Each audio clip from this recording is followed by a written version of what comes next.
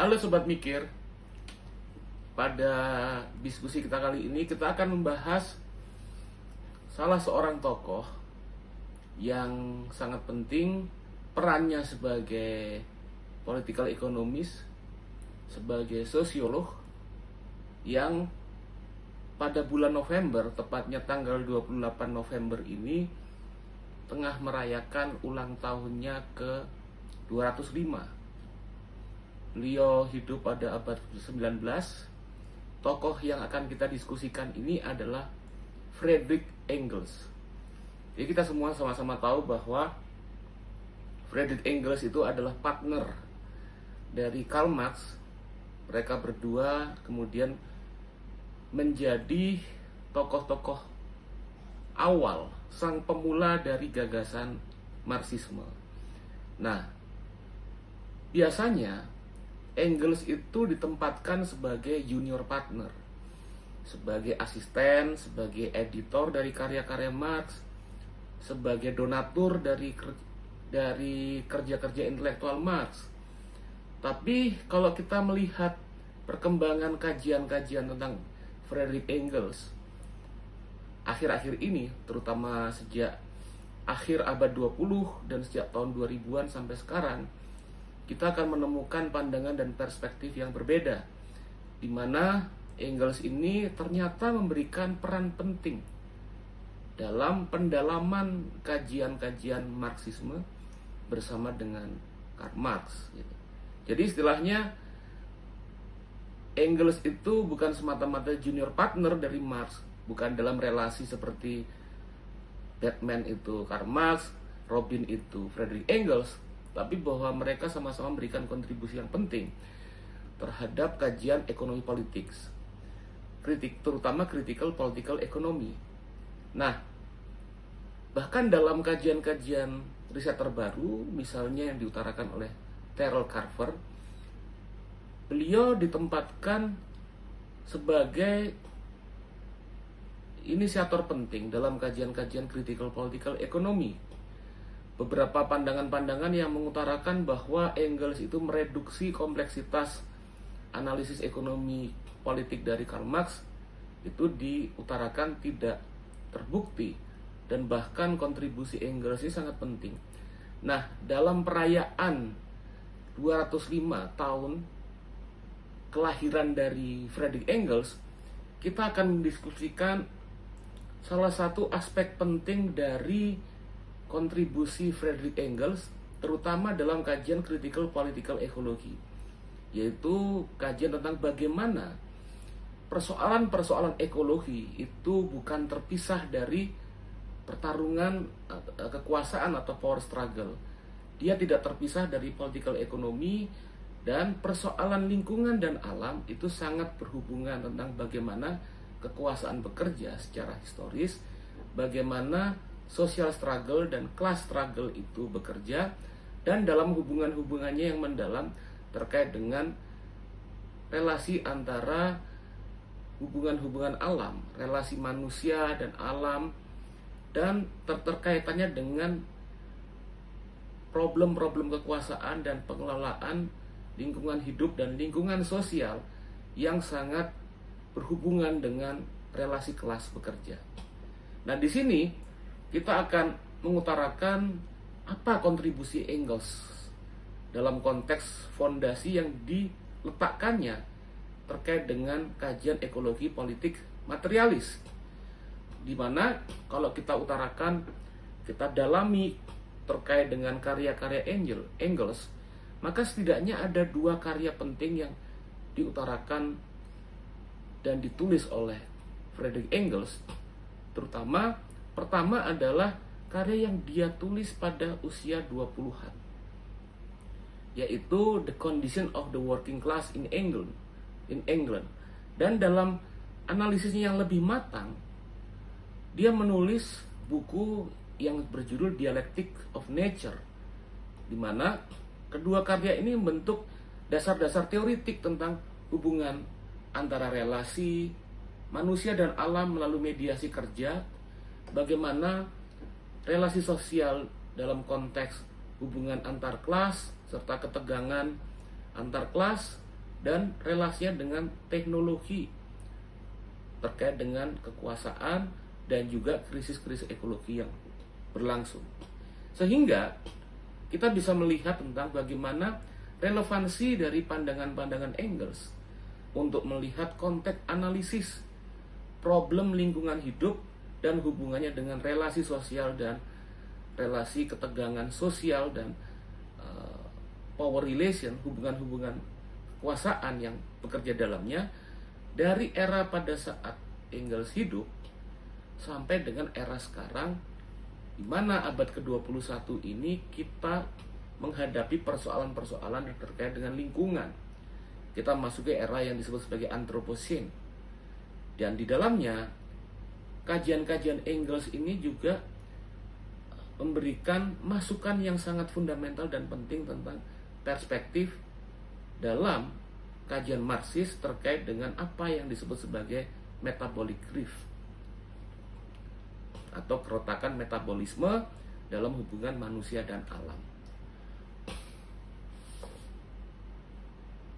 Nah, mengapa posisi Engels ini sangat penting? Karena kalau kita lihat bahwa dia menghubungkan analisis antara persoalan relasi kelas, ekologi, dan sains alam dalam hubungan yang bersifat dialektik terkait dengan kajian-kajian yang sangat multidisipliner. Dan Engels ini penting karena pada masanya dan juga penting sebenarnya sampai sekarang, Engels menolak adanya pemisahan batasan antara relasi manusia dan alam. Engels menjelaskan tentang bagaimana hubungan manusia dan alam termediasi melalui kerja manusia. Artinya, meskipun manusia itu memiliki kesadaran yang tentunya berbeda dengan alam, tapi distingsinya itu kemudian terhubung dengan relasi-relasi kerja manusia untuk mencukupi dirinya dan berhubungan dengan alam. Dan Engels menempatkan hubungan relasi manusia dan alam ini dalam proses sejarah yang material, yang konkret dalam hubungan-hubungan tersebut dan bersifat menyejarah. Sehingga dalam perspektif Engels, krisis ataupun problem ekologis dipahami sebagai konsekuensi langsung dari bekerjanya struktur masyarakat kapitalisme. Ia menjadi pionir dalam melihat bagaimana ruang-ruang ekologi, sosial ekologi tidak bisa dilepaskan sebagai bagian dari medan pertarungan kelas.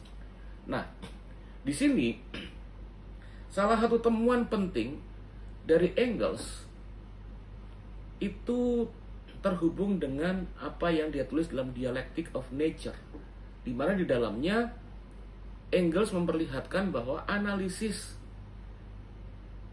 dari perspektif Marxis yang kemudian diuraikan dalam Historical Materialism and Dialectical Materialism, proses historis itu bukan hanya relevan dalam melihat hubungan-hubungan sosial yang berlangsung di masyarakat antar manusia, tapi juga Engels mengobservasi dan melihat secara kritis bahwa proses-proses sejarah itu juga berlangsung dalam dunia alam, dalam lingkungan hidup, dalam perspektif-perspektif natural science yang terkait dengan relasi manusia dan alam.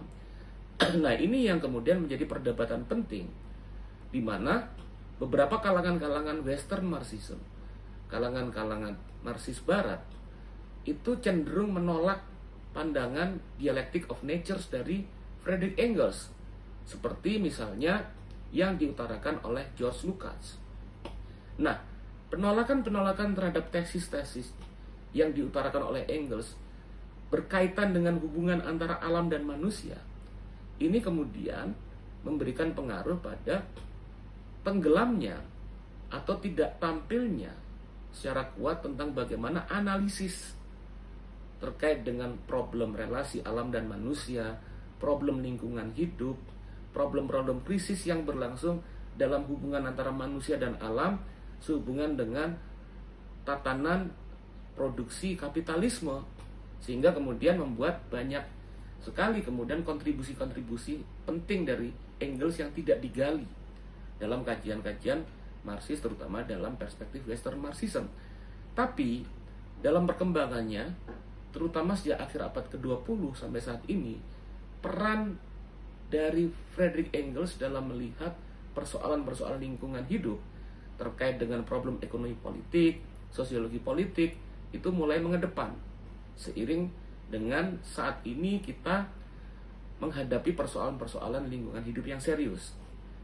Sehingga dalam kerangka konseptual Engels, dia menegaskan bahwa pertama-tama kondisi-kondisi ekologis buruh itu tidak bisa dilepaskan dari relasi produksi kapitalisme. Dan seperti saya utarakan, tentang keterhubungan manusia dan alam, di mana menempatkan kerja sebagai mediator itu menjadi isu penting dalam relasi metabolisme sosial dan alam. Juga kemudian bahwa yang disebut sebagai dialektika alam atau dialektik of natures itu bekerja melalui perubahan-perubahan ekologis yang berlangsung melalui kontradiksi internal dalam relasi-relasi antara alam dan manusia.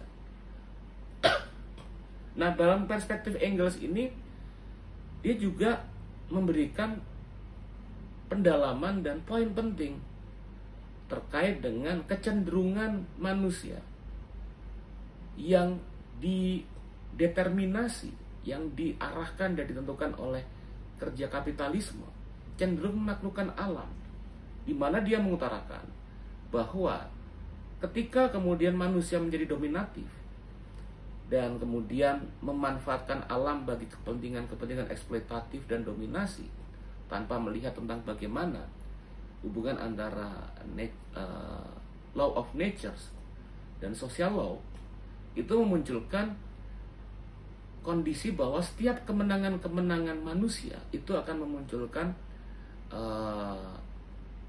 pembalasan balik sebagai konsekuensi alam terhadap problem tersebut. Nah, ini kita bisa gunakan untuk memahami tentang persoalan-persoalan alam dari dulu bahkan sampai sekarang. Sehingga menurut Engels bahwa sains sendiri itu tidak bisa dilepaskan dari proses-proses dan produk political economy. Sains sendiri tidak bekerja dalam situasi dan konteks yang netral, tapi dia sangat ditentukan. Perkembangan sains, bagaimana pengelolaan sains, bekerjanya sains, dan digunakannya hasil-hasil pengetahuan, itu tidak bisa dilepaskan dari problem kekuasaan. Nah, di sini kita akan mulai membicarakan karya penting Engels yang ditulis pada saat beliau masih sangat muda sekali. Jadi karyanya berjudul The Condition of the Working Class in England. Nah, Engels ini melakukan analisis ekonomi politik juga etnografis yang sangat penting. Dia melihat tentang bagaimana kondisi-kondisi kerja dan tata ruang kota yang ada di Manchester, di Inggris, tempat di mana Engels sendiri hidup, dan dia hidup sebagai kalangan kaum borjuasi dari keluarga kaya industrial. Dan dia gunakan kesempatan itu untuk melakukan analisis terhadap kondisi-kondisi kerja yang berlangsung di Inggris pada waktu itu. Dia melihat bahwa di kalangan-kalangan industrial dan pemukiman-pemukiman buruh di tempat-tempat industrial di Manchester ini, itu dia melihat bahwa kaum buruh itu harus hidup di tempat-tempat di mana polusi itu sangat kental, sangat kuat sekali mempengaruhi kehidupan mereka, di mana dalam lingkungan-lingkungan pemukiman dari kalangan buruh di sana, lingkungannya memunculkan terhadap problem sanitasi yang sangat buruk, dan juga persoalan epidemi, penyakit, mulai dari TBC, paru-paru, kolera, penyakit-penyakit menular yang lain.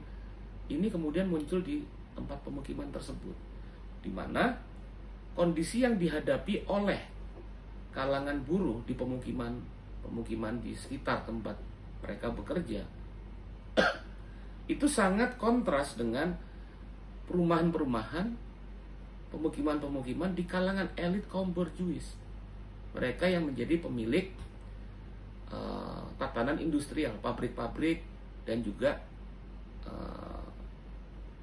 alat-alat produksi yang ada, yang dimana tempat para buruh bekerja.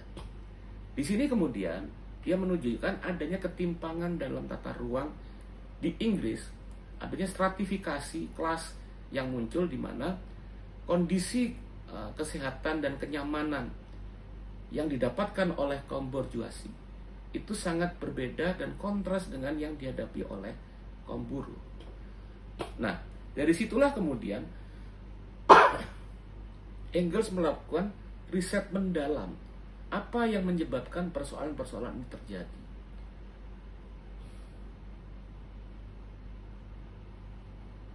Nah, di sini kemudian dia melihat bahwa buruh tadi tinggal di daerah di mana polusi sangat tinggi, terus kemudian tempat-tempat di mana epidemi itu menyebar.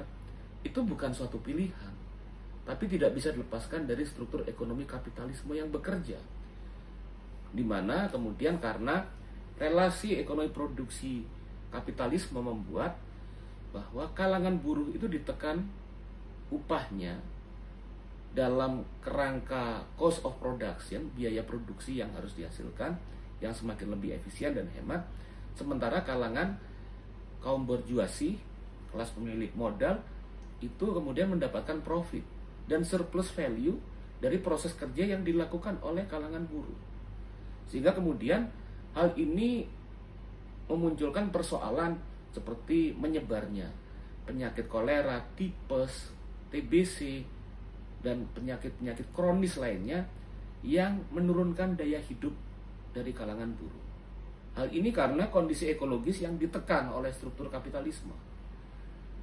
Nah, persoalan relasi tadi ini berlangsung karena bagaimana proses produksi, alur produksi yang bekerja di dalam perkembangan kapitalisme awal di Inggris, di mana kita lihat proses kapitalisme awal, terutama yang berlangsung pada era abad ke-19 pada waktu itu, memunculkan proses kerja di mana proses industrial yang muncul itu membutuhkan energi dan sumber daya dari fossil fuel, dari bahan bakar fosil yang didapatkan dari proses eksplorasi dan eksploitasi di wilayah-wilayah tempat di mana sumber daya alam ditemukan.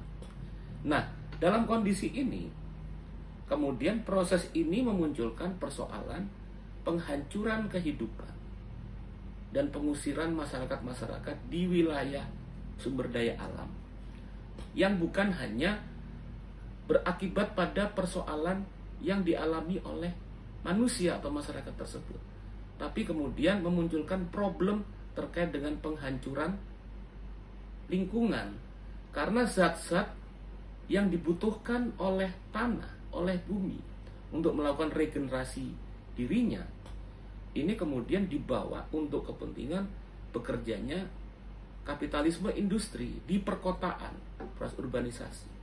Nah, zat-zat ini yang menghalangi proses regenerasi kehidupan alam, ini kemudian memunculkan masalah-masalah yang fatal dalam konteks lingkungan, terkait bahwa asupan bumi dan tanah itu melemah, terus kemudian tidak ada proses yang disebut sebagai fotosintesis dari alam, dari pohon-pohon ke atas, yang memunculkan persoalan-persoalan beratus-ratus tahun kemudian yang disebut sebagai problem climate change, pemanasan